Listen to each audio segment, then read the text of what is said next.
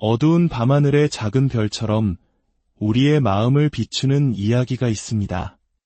오늘 우리는 한 가족, 5자매의 거룩한 삶 속으로 시간 여행을 떠나려 합니다. 이들의 이야기는 신앙의 길을 걷는 모든 이들에게 깊은 울림과 위로를 선사할 것입니다. 이 거룩한 여정을 시작하기에 앞서 잠시 시간을 내어 이야기가 더 많은 영혼에게 닿을 수 있도록 도와주시겠어요? 이 영상에 좋아요를 누르시고 채널을 구독해주시는 당신의 작은 손길이 하느님의 은총을 전하는 거룩한 도구가 될 것입니다. 당신과 당신의 가정에 주님의 평화가 가득하기를 기도합니다.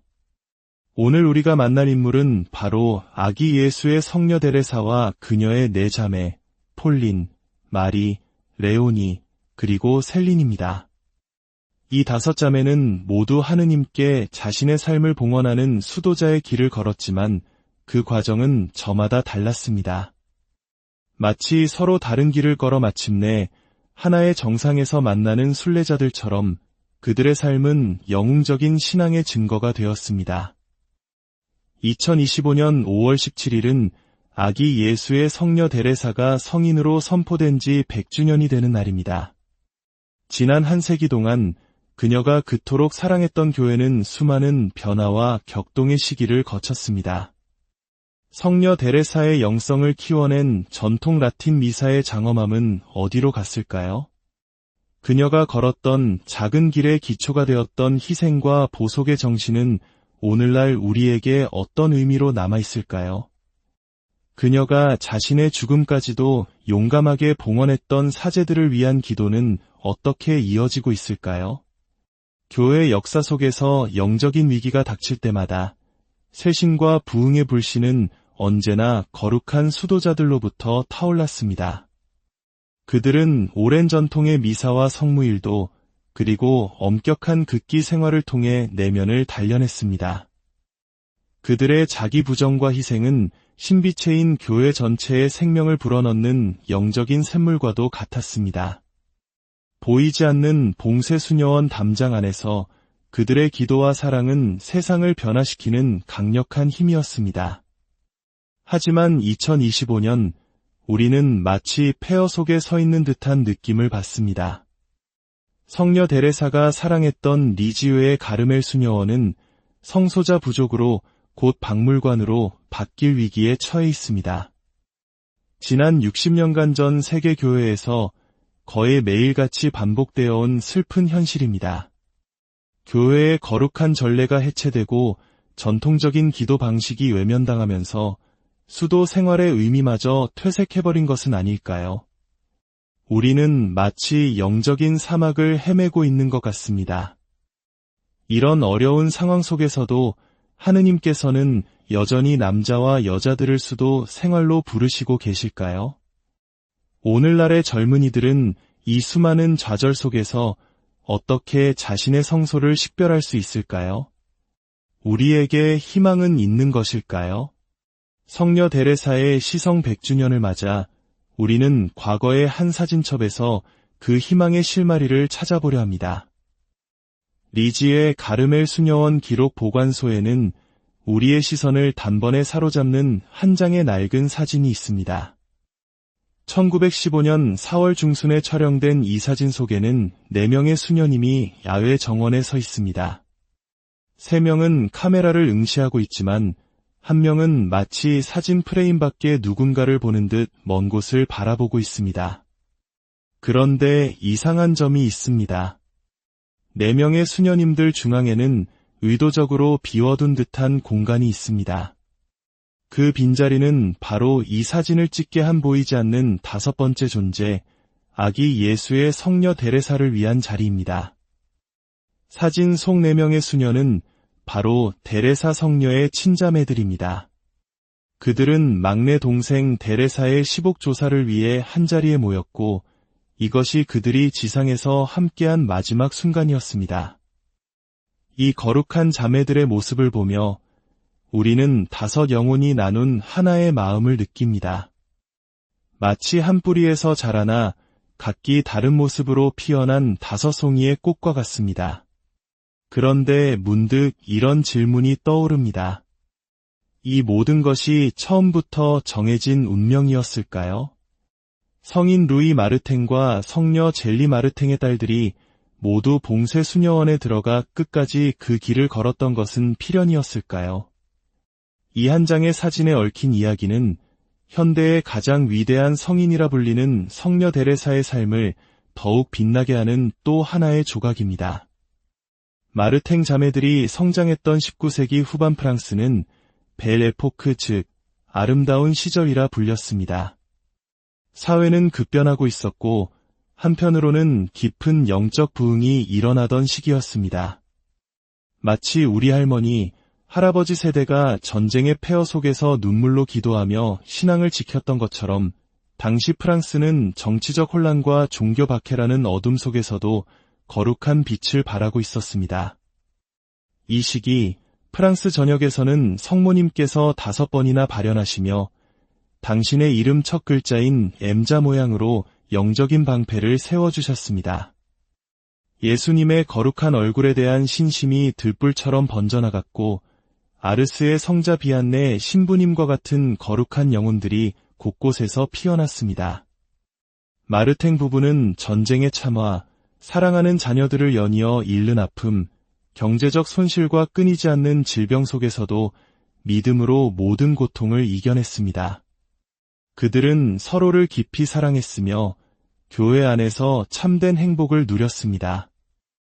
성 프란치스코 살레시오의 부드러운 영성과 돔 게랑제 아바스의 전례적 신심이 가정 안에 자연스럽게 스며들었습니다. 가족이 함께 모여 전례주년이라는 책을 읽는 저녁 시간은 성체에 대한 깊은 사랑과 미사 참여, 그리고 밤샘 성체 조배에 대한 열정으로 이어졌습니다. 어머니 젤리는 프란치스코 제속 3회원, 아버지 루이는 가르멜 제속 3회원이었습니다.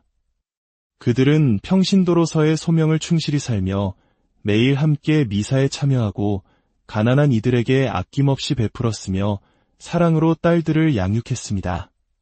바로 이러한 거룩한 가정의 토양 위에서 하느님께서는 한 가족에게서 5명의 봉쇄 수도자라는 놀라운 열매를 맺으셨습니다. 폴린, 신비로운 이끌림 5자매 중 가장 먼저 수도 성소를 예감했던 이는 둘째 폴린이었습니다. 폴린은 어머니 젤리를 쏙 빼닮았고 두 사람의 유대는 무척이나 깊었습니다. 젤리 부인이 암으로 죽음을 앞두고 있을 때 감동적인 장면이 펼쳐졌습니다. 학업을 마치고 집으로 돌아온 폴린이 어머니를 간호하자 쇠약해진 젤리는 딸의 손을 잡고 말했습니다. 가엾은 내 딸아, 너에게는 어떤 소명이 기다리고 있을까? 나는 내가 영원히 집에 돌아와 기뻤는데, 오, 내 보물 폴린, 나는 내가 언젠가 수녀가 될 거라는 걸 잘 안단다. 어머니가 돌아가신 후 폴린은 자연스럽게 자신이 가장 행복했던 시절을 보냈던 르망의 성모 방문 수녀회를 생각했습니다. 그곳에는 거룩함으로 존경받던 이모 마리 도지테 수녀님도 계셨습니다. 폴린은 조용히 자신의 성소를 식별하며 수녀원 입회를 준비했습니다. 모든 것이 순조로워 보였습니다. 하지만 우리의 계획과 하느님의 계획은 종종 다릅니다. 1882년 2월 16일 목요일 사순시기를 준비하는 어느 이른 아침 폴린의 영혼에 신비로운 빛이 비춰졌습니다. 그녀는 아버지, 언니 마리와 함께 성 야고보 성당의 아침 6시 미사에 참례하고 있었습니다. 미사가 봉헌되던 경당에는 가르멜산의 성모상이 모셔져 있었습니다. 그 순간의 경험을 폴린은 이렇게 회상합니다. 갑자기 한 줄기 빛이 제 영혼을 관통했습니다. 하느님께서는 제가 방문 수녀회가 아니라 가르멜 수녀원으로 가기를 원하신다는 것을 분명히 보여주셨습니다. 저는 한 번도 가르멜에 대해 생각해 본 적이 없었는데 그 순간 저항할 수 없는 매력으로 그곳에 이끌리는 제 자신을 발견했습니다. 감정이 북받쳐 얼굴이 붉어졌고 영성체를 하러 가고 돌아오는 동안 다른 사람들이 알아챌까 두려웠습니다. 한순간에 폴린의 마음은 변했고 하느님의 섭리가 드러났습니다. 폴린의 이 선택이 없었다면 두 번째 엄마인 폴린을 어디든 따라가려 했던 막내 데레사의 운명은 어떻게 되었을까요? 고요한 아침 미사의 그 짧은 순간에 성녀 데레사의 작은 길과 하늘에서 쏟아질 장미의 소나기, 그리고 우리 각자의 운명이 숨겨져 있었습니다. 폴린은 하느님께서 신비롭게 주신 부르심을 단순함과 신뢰로 받아들였습니다. 훗날 동생 데레사의 영웅적인 영성 안에서 더욱 증폭될 바로 그 덕목이었습니다. 1882년 10월 2일 수호천사 기념일에 그녀는 수녀원에 입회하여 예수의 아네스 수녀가 되었습니다. 그녀는 1951년 7월 28일 오랜 세월을 거룩하게 살다 선종했습니다. 임종 직전까지 그녀는 온유하고 겸손하신 예수 성심, 제 마음을 당신 마음과 같게 하소서라는 기도를 되뇌었습니다. 이 마지막 기도는 그녀의 삶 전체, 즉 하느님의 부르심에 대한 순명과 희생에 대한 사랑, 그리고 천국으로 향하는 길을 여는 열쇠였습니다. 마리, 군인과 같은 용기 첫째 마리는 굳건하고 책임감 강한 성품의 소유자였습니다. 그녀의 어린 시절은 연이은 동생들의 죽음과 전쟁의 공포로 얼룩졌습니다. 이러한 시련 속에서 마리는 의무에 대한 강한 헌신을 키웠습니다. 그녀는 수도 생활에는 전혀 관심이 없었고 결혼에도 끌리지 않았습니다. 늙어가는 아버지를 돌보고 어린 동생들을 교육하는 것이 그녀의 삶 전부였습니다.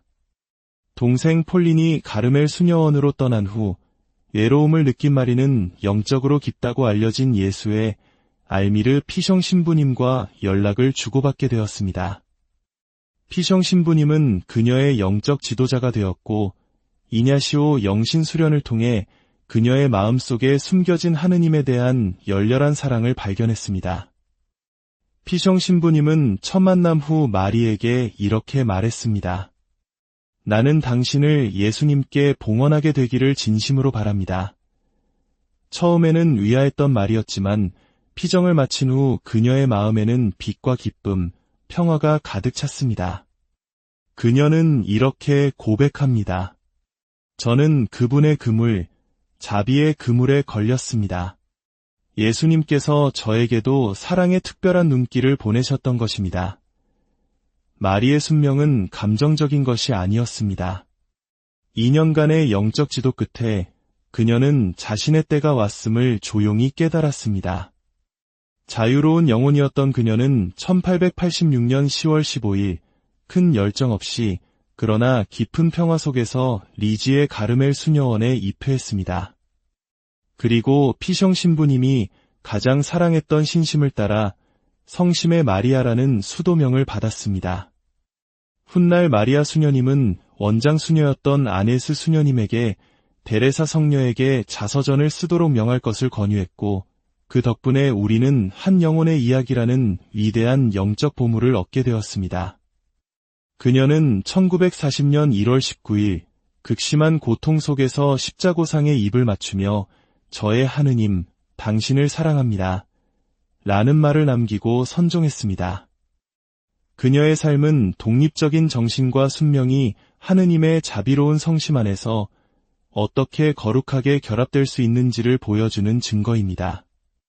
레오니, 짓밟힌 제비꽃 셋째 레오니는 어릴 때부터 몸이 약하고 병치레가 잦았으며 성격 또한 다루기 힘든 아이였습니다. 피부병으로 고생했고 종종 통제 불가능한 행동을 보여 가족들을 힘들게 했습니다. 설상가상으로 어리석은 하녀에게 학대를 당하는 끔찍한 일을 겪기도 했습니다. 어머니 젤리는 레오니의 구원을 위해 자신의 고통스러운 죽음을 봉헌했습니다. 레오니는 수도 생활에 대한 열망을 품었지만 누구도 그녀가 수도자가 될 것이라고는 상상하지 못했습니다. 그녀는 23살에 알랑송의 클라라 수녀회에 입회했지만 엄격한 생활과 약한 건강 때문에 6주 만에 집으로 돌아와야 했습니다. 그 후 캉의 방문 수녀회에 들어갔지만 역시 6개월 만에 건강 문제로 돌아왔습니다. 1893년에 다시 방문수녀회에 입회하여 수련복까지 받았지만 2년 후 또다시 세상으로 나와야 했습니다. 3번의 실패. 세상의 눈으로 보면 그녀는 완전히 실패한 인생이었습니다. 이제 가족 중에는 그녀 혼자 남았습니다. 그녀는 봉쇄수녀원 담장 너머의 동생 데레사와 편지를 주고받으며 영적인 위로와 지도를 받았습니다. 짓밟힌 제비꽃 레오니는 데레사 성녀의 작은 길 영성의 첫 번째 수혜자 중 한 명이었습니다. 데레사 성녀는 죽기 전 이런 말을 남겼다고 전해집니다. 내가 죽은 후에 나는 레오니가 방문 수녀회로 돌아가게 할 것이고 그녀는 그곳에 머물게 될 것입니다. 그리고 그 예언은 이루어졌습니다. 1899년 1월 28일 레오니는 네 번째로 그리고 마지막으로 캉의 방문 수녀회에 입회했습니다. 그녀는 사랑하는 동생을 기리며 프란수아즈 데레사라는 이름을 받았고 이전과는 완전히 다른 사람처럼 모범적인 수녀로 40년간 살았습니다. 그녀는 1941년 6월 17일 선종했으며 2015년에는 그녀의 시성조사가 시작되었습니다. 누가 이토록 놀라운 결말을 상상이나 했을까요? 짓밟힌 제비꽃이 가장 짙은 향기를 내뿜듯 하느님께서는 우리의 연약함과 실패를 통해 가장 위대한 일을 이루십니다. 레오니의 실패는 십자가에 못 박히신 그리스도의 손안에서 그 어떤 성공보다 더 강력한 힘을 발휘했습니다. 셀린, 미루어진 소명 넷째 셀린은 어릴 때부터 총명하고 재능이 넘치는 아이였습니다. 그녀 역시 일찍부터 가르멜 수녀 성소를 깊이 느꼈지만 막내 데레사가 15살에 입회하겠다고 했을 때 셀린은 조용히 자신의 꿈을 희생했습니다. 아픈 아버지와 레오니를 돌볼 사람이 자신밖에 없다는 것을 알았기 때문입니다. 아버지 루이는 딸의 희생을 알게 된 후 큰 정신적 고통을 겪었고 건강이 급격히 악화되어 정신병원에 입원하기까지 했습니다. 수도 생활을 갈망하던 영혼이 다시 세상에 남겨졌을 때 그 고통은 이루 말할 수 없습니다. 셀린은 마치 광야에 홀로 남겨진 것 같았습니다. 아름답고 재능 있는 그녀에게 청혼이 들어왔지만 그녀는 하느님께 바친 서약을 지켰습니다. 하지만 그 과정에서 깊은 우울감에 빠졌고 가족에 대한 책임감의 무게로 심장병까지 앓게 되었습니다. 오직 동생 데레사와의 따뜻한 편지, 교환만이 그녀의 영혼을 지탱해 주었습니다. 1894년 7월 29일 아버지 루이 마르탱이 오랜 고통 끝에 선종하자 기적이 일어났습니다. 이미 3명의 자매가 있는 리지의 가르멜 수녀원에서 네 번째 자매인 셀린의 입회를 허락한 것입니다. 1894년 9월 14일 오랜 기다림 끝에 셀린은 마침내 가르멜에 입회하여 거룩한 얼굴의 제노베파 수녀가 되었습니다. 그녀는 수녀원 안에서 제2차 바티칸 공의회 이전 교회의 급격한 변화를 목격해야 했습니다. 자신과 자매들의 영성을 키워주었던 오랜 전통들이 시대에 뒤떨어진 것으로 여겨지며 사라지는 것을 보며 깊은 슬픔을 느꼈습니다. 1959년 2월 25일 그녀는 십자가의 성요한의 시를 인용하며 황홀경 속에서 선종했습니다. 그녀의 마지막 말은 예수님이라는 거룩한 이름이었습니다. 사막에서 피어난 희망 마르탱 가족의 이야기는 오늘을 사는 우리에게 큰 희망의 메시지를 전합니다. 전통적인 형태의 가톨릭 수도 생활은 오늘날 진정한 영성과 교리적 명확성, 그리고 극기 생활에 목말라 하는 젊은 세대에게 여전히 강력한 매력을 지니고 있습니다. 전례 실험과 새로운 시도라는 메마른 모래는 우리 영혼을 더욱 갈증나게 할 뿐입니다. 우리는 선조들이 걸었던 그 생명수 넘치는 길, 곧 전통으로 돌아가야 합니다. 리지웨의 가르멜 수녀원과 같은 유서 깊은 수도원들이 문을 닫고 영원히 사라지지 않도록 우리는 하느님의 영광과 영혼들의 구원을 위해 용감하게 싸워야 합니다. 주님께서는 우리를 부르시는 일을 결코 멈추지 않으십니다. 때로는 우리의 소명이 즉시 이루어지는 것을 신비롭게 허락하지 않으실 때도 있습니다. 하느님의 섭리를 기다리는 영혼들은 영웅적인 인내와 항구함을 보여주어야 합니다.